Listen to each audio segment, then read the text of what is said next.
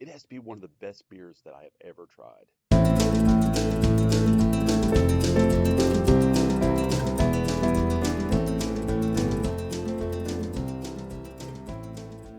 Welcome to David and Rachel's Amazing Adventures.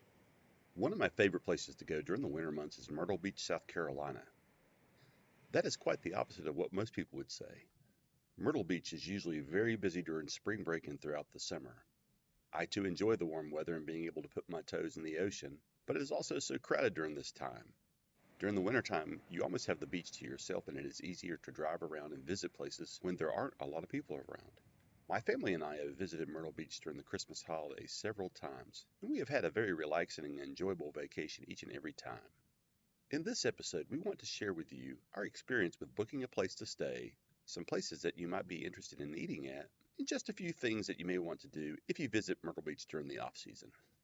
We planned for our trip back in the summer. We had visited the beach last Easter, which is a very popular time for spring break tourists to go to Myrtle Beach. We stayed at the Spring Maid Resort at the Doubletree Hotel by Hilton for a few days and we had a great time at this location. So we started looking into staying at the same location for our Christmas vacation. We really wanted a place on the beach. However, the prices for the rooms skyrocketed after springtime so much that I couldn't have enjoyed myself, knowing that I came during spring break and paid almost half of the off-season price. After looking at other places that were located at the beach, it became apparent that we needed to look into another alternative other than hotels. We turned to our go-to, which is vacation rental by owner, or Vrbo, to see if there was a good deal that met our needs. As a side note, I really encourage you to take your time with Vrbo or Airbnb, to not only look at the price per night, but also the total price and the reviews. You might find a good place for $100 per night, but when you add up the fees, that price is now $200 per night. Also, I would recommend that you take a place that has consistent good reviews. After looking into places, we found a condo that was located in Blue Water Resort. We had stayed at the Blue Water Resort once before and had an absolutely terrible experience. The previous condo had a terrible smell and was just plain dirty. However, we found a combo in the same place that had extremely good reviews and at a good price with very few hidden fees. I took a chance and booked it ahead of time. They did ask for the full payment at the time of booking, whereas some places allow you to put down a deposit. However, it did have a timeline that you could cancel and get your entire money back, depending on how close to check-in that you canceled. I can tell you that this place lived up to the reviews. It was clean, it was well stocked, and everything seemed up to date. The best part about our condo was that we could open up the doors and hear the ocean from our living room and bedroom. There is nothing better than to go to sleep listening to the ocean waves crash against the beach. I will leave the link to this condo in the show notes because I would be careful about booking any other condo at Blue Water Resort. So where are some of the best places to eat at Myrtle Beach during the winter months? Because the winter is not during the busy tourist season, there are some restaurants that close down during the winter months. Being on the southern side of Myrtle Beach as we were, one of our favorite places to eat crab legs is Pier 14, located at 1306 North Ocean Boulevard. Pier 14 is an example of a restaurant that is closed during the winter months and will not open up until late February. However, there are some very good restaurants that are still open year-round. By going about 10 minutes south of our accommodations down to Murrells Inlet, there are several good restaurants that are still open along the Marsh Walk. On our first night in town, we ate at a restaurant called the Claw House. Located at 4097 US 17 Business, the Claw House sits on the Marsh Walk. You can eat inside or on the patio overlooking the Marsh Walk so that you can see all the boats and wildlife. It was our second time here. We made sure to make a return visit because we liked it so much before. One dish to not miss out is the crab nachos. Rather than using tortilla chips as the base, this restaurant uses wontons. They are sturdy enough to hold the abundance of toppings. Even with the three of us, we had leftovers. I also got the lobster roll duo, which is one lobster in the main style with a cold lobster, and the other one is in the style of the Connecticut lobster roll with hot meat and butter. Both were great, but I absolutely loved the taste of the Connecticut version, with the hot lobster meat and butter on the roll.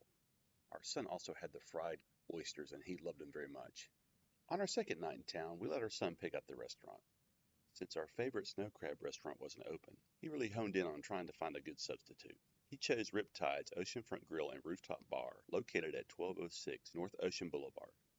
Unfortunately, the price for snow crab legs was almost $40 for 2 clusters of claws. However, the Dungeness crab legs were $22.99 for 1 pound and $39.99 for 2 pounds. You don't get as much meat out of each claw, but you get about the same amount of meat overall as if you had ordered the same weight of snow crab legs and at a much reduced rate. We had never had Dungeness crab legs, but they were absolutely delicious and helped with our crab leg cravings. In addition to the crab legs, we also had some fantastic fried pickles. The cocktails were lackluster, but who cares when you get such great crab legs? I know that there are some other great restaurants to eat at during the winter months, but the Claw House and Riptides have some of the best seafood that you can get this time of year. You just have to eat seafood when you go to the beach. So what is there to do at Myrtle Beach during the winter months? Well, we have 4 recommendations for you. Number 1, visit shopping and restaurant hubs such as Tanger Outlets or places like Barefoot Lantern or Broadway at the beach. On this trip, Rachel and I spent an hour walking around the Tanger Outlets, which is located at 10785 Kings Road. You have almost the entire outlet mall to yourself. I'm not much of a shopping guy, but I enjoy walking around and seeing a lot of the different items. I was in need of some t-shirts, and I was able to find some good deals at Old Navy.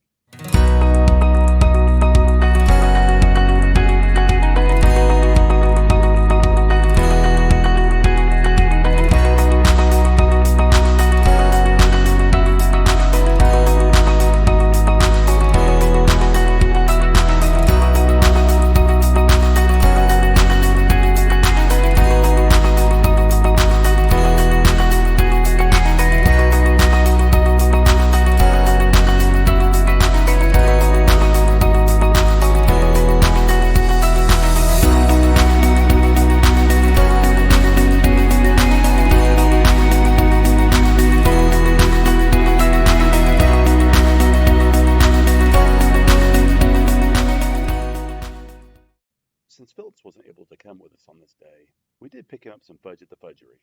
Oh my goodness, the smell will knock you down whenever you step one foot into the Fudgery, and in a good way too. We also ventured into Barefoot Landing's shopping and dining area.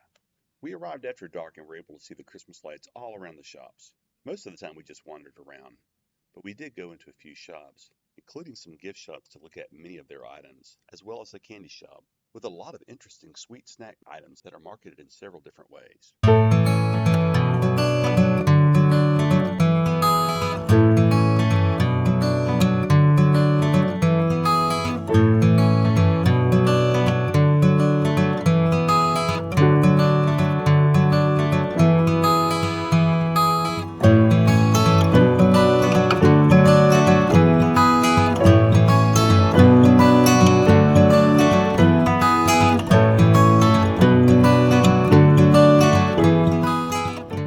Number 2, check out an escape room.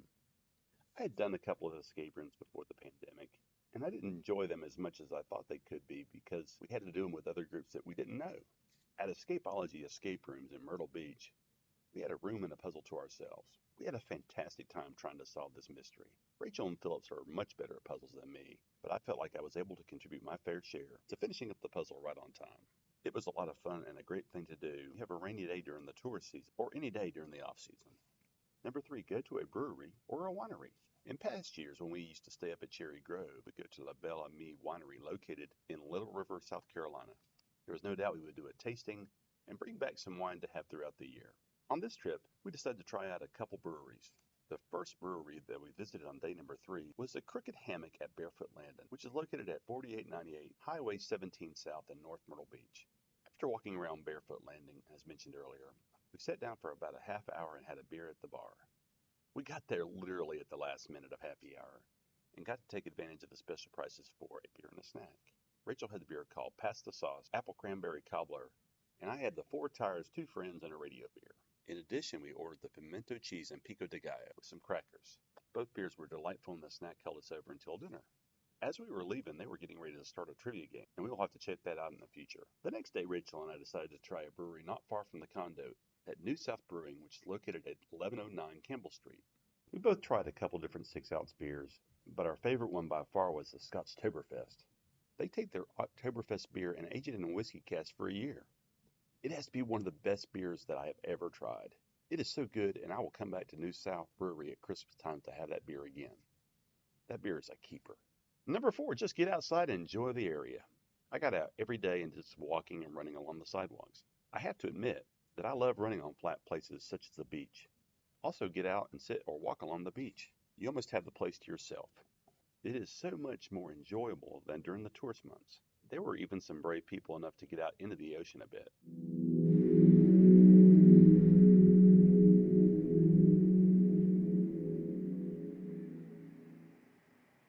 am so glad that we're able to get down to Myrtle Beach after Christmas. There are some things in life that God has created that will take your breath away, and listening to or watching the ocean waves is one of those things. If you have any other suggestions about things to do at Myrtle Beach during the winter months, please put them down in the comments below. If you like what you see, please smash that like button and subscribe, and we will see you soon when we go on another adventure.